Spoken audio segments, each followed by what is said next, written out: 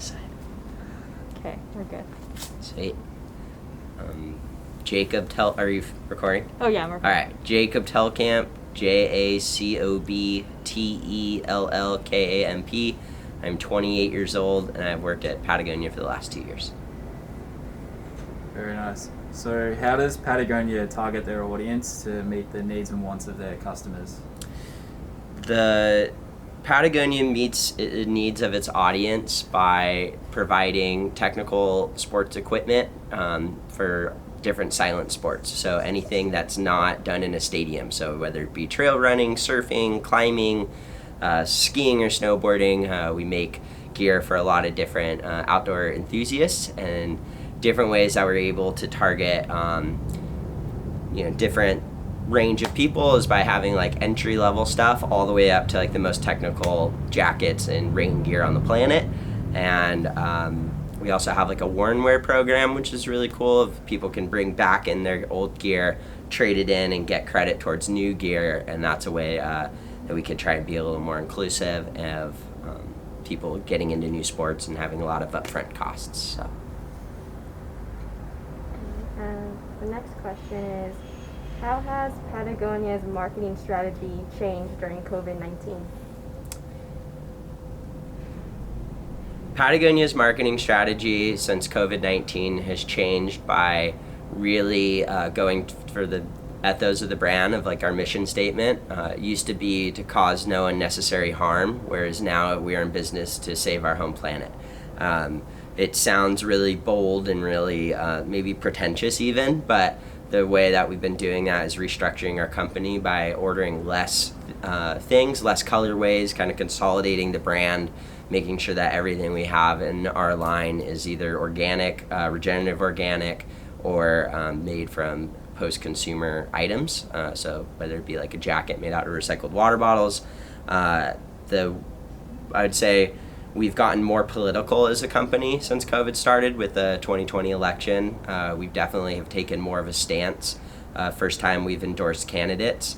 And then also with the Black Lives Matter movement, we've formed a BIPOC group within our company of 150 employees and are trying to listen to their wants and needs of how we can restructure our company to be more inclusive and to target different markets and groups of people that we have felt left out by Patagonia, whether it be by seeing all white people in catalogs or seeing a really shocking sticker price on a jacket or something. So we're, I'd say, refocused and kind of cut a bit away in order to really focus on that mission statement of trying to save our home planet.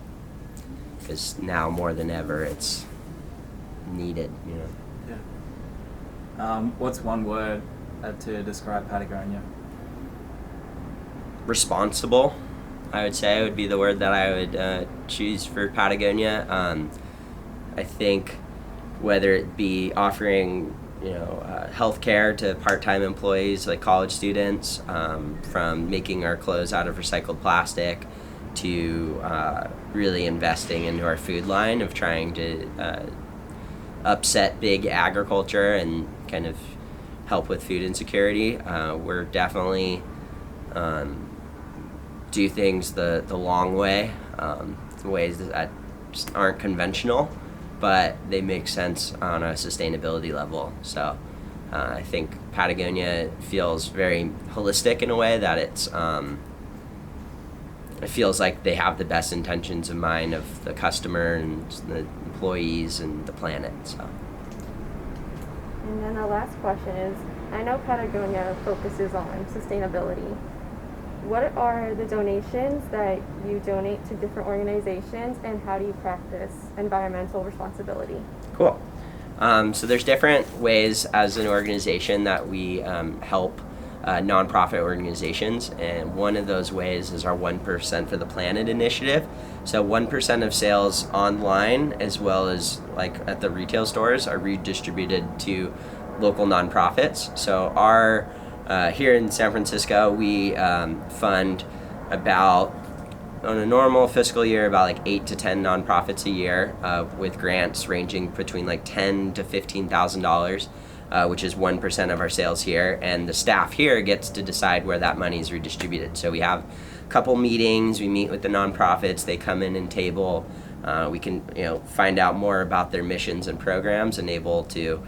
I personally don't have a lot of money to donate, so this is a cool way that I can use what's in my hand to fulfill what's in my heart, which is I can sell someone a jacket and we can donate 1% of that purchase.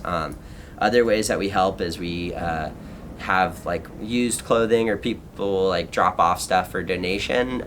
We can give those to different nonprofits for like technical field work. So like whether it be like waterproof pants for someone who's doing like a field study, we can support in that way.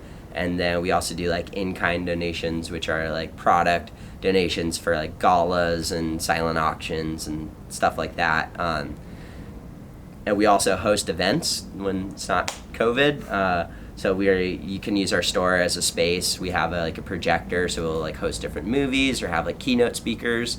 And that's probably the part that I miss the most with COVID, is having those events, because it was really cool seeing the community come in and rally around different groups, and had some really rad events in the last year. We had, I got to participate in like the International Ocean Film Festival and help with them, and like Shark Stewards and there's so many rad groups that we help out, and we're pretty much, our store gets some of the most amount of grant requests, and we base those on a few different factors of like which groups we reward, but we never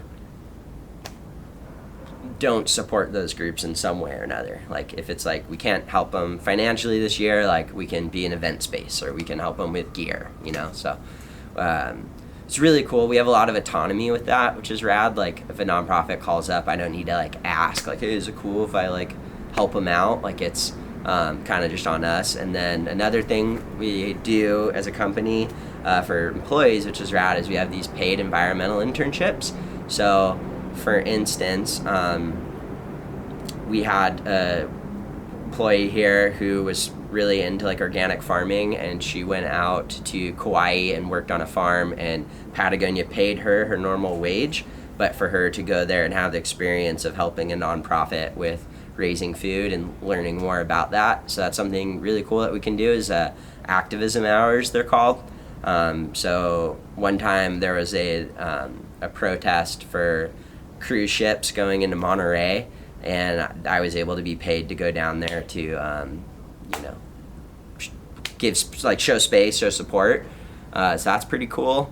And the activism hours are really fun. Like it's where we get to get off work, don't have to be in the store for a day, get out in nature and get our hands dirty. And then it's really cool of the different nonprofits like needing those hands, and like us being able to be like, heck yeah, of course we'll do it. So anything to get out of the store for the day. So yeah, that's different ways that we support nonprofits. So. That's great, thank you. And just one last question, what does Patagonia mean to you? Patagonia means to me, it's a family.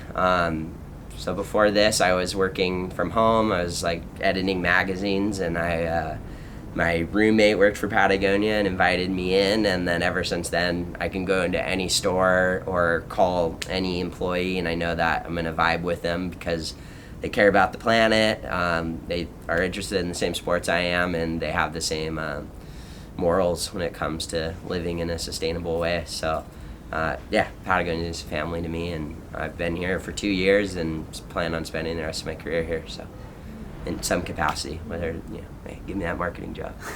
Me too. Thank you so much. Cool. That was great. Problem. Thanks. That was really good.